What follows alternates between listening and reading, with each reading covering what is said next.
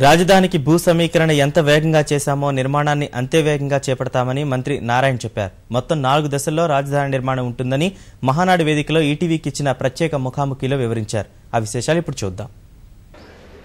Telugu Desam party ప్రతిష్టాత్మకంగా నిర్వహించే మహానాడు పండుగ మరి కాసేపట్లో ప్రారంభం కానుంది. ఆంధ్రప్రదేశ్ ముఖ్యమంత్రి నారా చంద్రబాబు నాయుడు దీన్ని లాంఛనంగా ప్రారంభిస్తున్నారు. అయితే ఎప్పుడు గత మహానాడు వరకు తెర వెనక ఉండి అన్ని కార్యక్రమాలు చక్కదిద్దే మంత్రి ప్రస్తుతం మంత్రిగా ఉన్న నారాయణ గారు మన ముందుకు వచ్చారు. ఆయన అడిగి మహానాడు ఏర్పాట్ల గురించి, అలాగే నవ్యాంధ్ర రాజధానికి సంబంధించి భవిష్యత్ ప్రణాళిక గురించి మరిన్ని విషయాలు ఆయన అడిగి తెలుసుకుందాం. సార్, నారాయణ గారు చెప్పండి, గత మహానాడు వరకు తెర వెనక ఉండి అన్ని కార్యక్రమాలు చక్కదిద్దారు. ఇప్పుడు తొలిసారిగా మంత్రిగా మీరు మహానాడు వేదికకి రావడం జరిగింది. దీనిపై మీ స్పందన ఏంటి?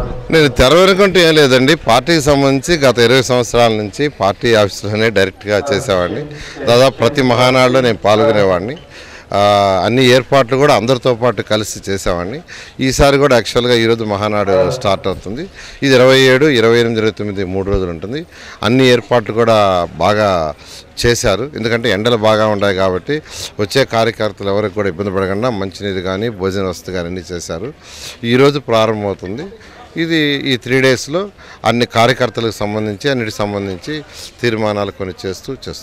సరే, ఈ మహానాడు తీర్మానాల్లో భాగంగా నవ్యాంధ్ర రాజధానికి సంబంధించి కూడా కీలక తీర్మానం ఒకటి చర్చ జరగనుంది. ఇది ఏ విధంగా ఉండబోతుంది? అంటే రాష్ట్రం ఎలా విడిపోయింది మీకు తెలుసు. అది ఒక 16,000 కోట్ల మైనస్ లోడ్ బడ్జెట్తో విడిపోయిన విషయం మీకు అందరికీ తెలుసు. జీతాలు కూడా ఇవ్వలేని పరిస్థితి.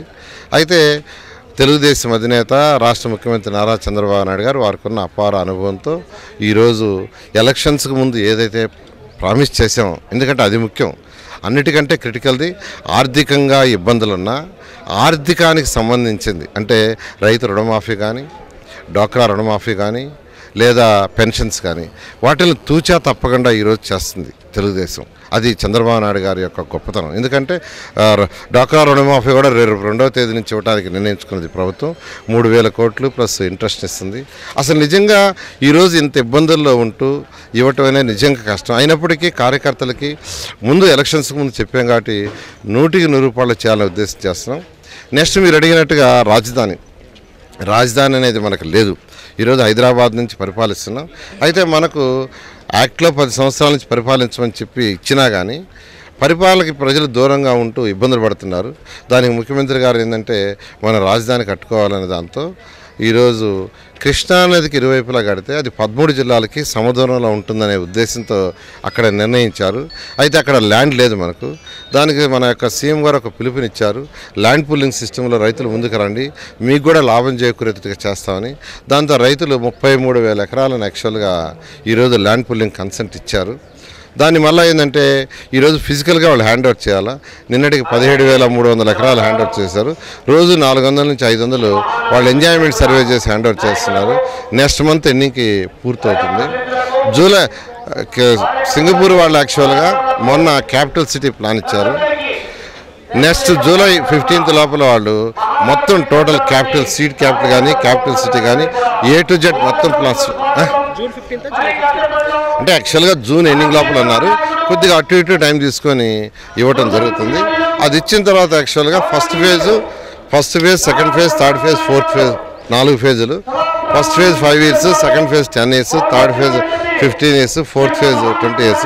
ఫస్ట్ ఫేజ్ని ఖచ్చితంగా 2019లో పూర్తి చేస్తాం. ఇంకోటి, సింగపూర్ ప్రభుత్వం ఏదైతే మాస్టర్ ప్లాన్ ఇచ్చిందో అనేక ఊహలు కల్పిస్తూ ఇచ్చింది.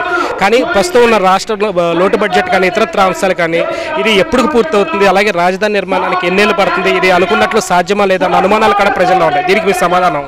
మీరే చూస్తున్నారు, రాజధాని ప్లేస్ నిర్ణయించడం, ల్యాండ్ పుల్లింగ్లో ల్యాండ్ తీసుకోవటం ఎంత వేగవంతంగా జరుగుతుందో ఖచ్చితంగా 2019కి చేసి చూపిస్తాం. అలాగే భూ సమీకరణకు సంబంధించి ఇప్పుడు కోర్టులో ఉన్న కొన్ని కేసులకు సంబంధించి ఏ విధంగా పరిష్కరించబోతున్నారు?